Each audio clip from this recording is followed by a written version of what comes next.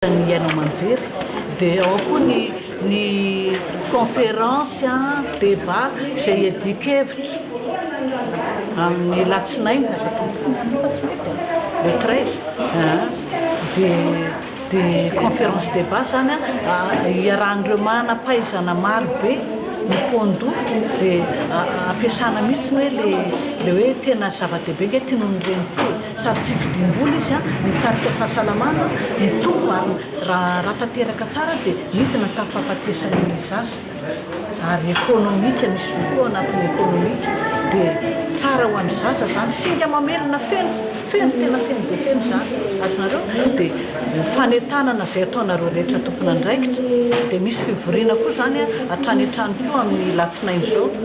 dia any ananina moa zany any Ambositra dia misy fitokanana ny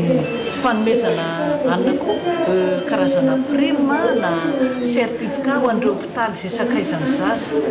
dia fa fitokanana koa amin'ireo point d'endettement satria zony vehivavy zany izay rahantsika amin'ny ministèren'ny fonction publique zony vehivavy ny mampinoa dia fitokanana ireny hoe point d'endettement zany hoe faritra izay tokony hampinoana ny zaza.